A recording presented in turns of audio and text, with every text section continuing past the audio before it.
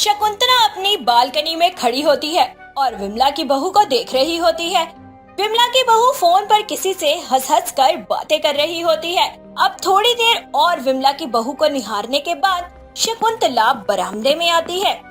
अरे बहू, तेरी विमला की बहू से कुछ ज्यादा ही बातचीत है ना, तो मुझे बता, आखिर विमला की बहू इतनी देर देर तक छत पर घूम घूम कर किससे बातें करती रहती है? मुझे कैसे पता होगा माँ जी कि वो किससे बातें करती रहती है, और जिससे भी बातें करती है मुझे क्या लेना देना। अरे बहू, आस पड़ोस वाले पर नजर रखनी चाहिए, तभी तो पता चलेगा ना कि आस पड़ोस में क्या हो रहा है। और विमला पर और उसकी बहू पर तो खास कर नजर रख, दोनों ही बहुत तेज है।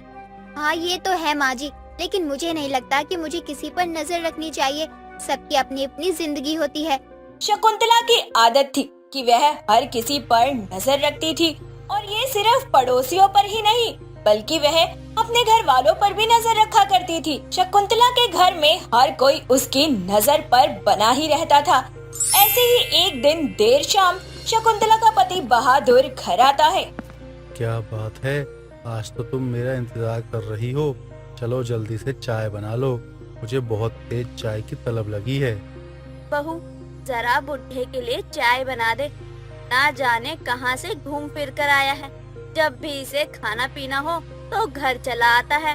अरे मेरा घर है तो मैं घर में ही आऊंगा ना, कैसी बातें कर रही हो तुम। और तुम्हारी ये जासूसी करने वाली आदतें नहीं गई है ना? तुमने कल मेरे दोस्त की पत्नी को क्यों फोन किया था? अच्छा, तो उस करमजली ने तुम्हें बता ही दिया कि मैंने उसे फोन किया था? बिल्कुल बता दिया, क्योंकि मैं अभी अभी उनके ही घर से आ रहा हूँ, भाभी के हाथों के कड़ी चावल खाकर। क्या स्वाद था उन कड़ी चावल में। बिल्कुल बिल्कुल, अपनी माशुका के हाथों के कढ़ी चावल तो तुम्हें पसंद आएंगे ही ना। कल मैंने तुम्हारे फोन में उसकी वॉइस नोट भी सुनी थी, जिसमें वह तुमसे कह रही थी कि मुझे नींद नहीं आ रही है, जरा फोन तो करना। अरे वह अपने पति को वॉइस नोट भेज रही होंगी तो मेरे पास चला गया। तुम्हें बताया तो था, रमेश मेरा जिगरी यार है, गाँव गया हुआ है। लेकिन अभी तो तुमने कहा कि तुम्हारा रमेश जिगरी यार गांव नहीं बल्कि यही है, जिसके साथ तुम कड़ी चावल खाकर आ रहे हो। अरे कड़ी चावल तो मैं भाभी के हाथों का खाकर आ रहा हूँ। खैर छोड़ो, तुम्हारी पुरानी आदत है जासूसी करने वाली। चाय बन गई हो तो चाय लगा दो, वरना सर में दर्द होना शुरू हो जाएगा। और तू अपनी सास को समझाती क्यों नहीं? पूरा दिन आस पड़ोस की जासूसी करते हुए दिन गुजारती है वो। उससे क्या कह रहे हो तुम? अपना देखो, खुद का आता पता तो रहता नहीं है, दूसरों को चले हो समझाने के लिए। मैं तुम्हारी पत्नी हूँ और तुम पर नजर रखना मेरा पहला धर्म कर्तव्य है। बिल्कुल बिल्कुल, ऐसे ही रहो जैसे सचमुच तुम इस कर्तव्य के अलावा और कोई कर्तव्य निभाती ही नहीं हो। शकुंतला और बहादुर काफी देर तक बहस करते रहते हैं, और ये बहस चाय के साथ चल रही थी। खैर शकुंतला की तो आदत थी हर किसी पर नजर रखना और उसकी जासूसी करके उसे सुनाना, और बहादुर हमेशा इसमें फंस जाया करता था। एक रोज शकुंतला बरामदे में बैठी अपनी बहू से कह रही होती है, बहू, आजकल गोपाल ऑफिस से लेट आ रहा है और तू उसकी खोज खबर भी नहीं लेती। अरे तू पत्नी है, उससे पूछा कर कि कहाँ रहता है, कितनी देर में घर आएगा, खाना खाया कि नहीं। पतियों को वश में रखा कर। अरे माँ जी, समय पर तो घर ही आ जाते हैं, और अगर मैं फोन करती हूँ तो मुझे हर बात सुनाने लगते हैं, इसलिए मैं भी छोड़ देती हूँ। जब उनका मन करे वो तब घर आए। अगर वो घर लेट आता है, इसका मतलब उसका किसी के साथ चक्कर चल रहा है। अरे नहीं नहीं माँ जी, वो अपने दोस्तों के साथ थे। उन्होंने मुझे अपनी बहुत सारी अपने दोस्तों की तस्वीरें भी भेजी थी।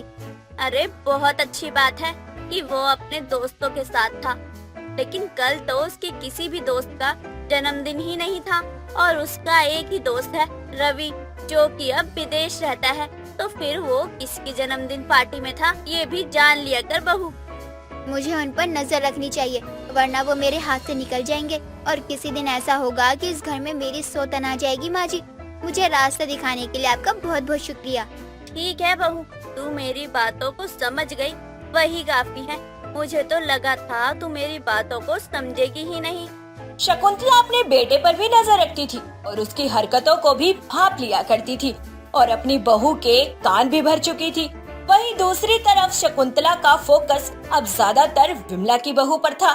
देर रात छत पर गले मिलते देख लेती है, जो दूसरी छत से उसकी छत पर आया था। अब पता चला कि विमला की बहू इतनी रात तक और इतनी देर तक किससे बातें करती रहती है। अब विमला को आने दे, उसे ही सारा सच बताऊंगी और इसके घर में कलेश करवाऊंगी। इस बात को भी कई दिन बीत जाते हैं और एक रोज विमला का शकुंतला के घर आना होता है। अरे शकुंतला कैसी है?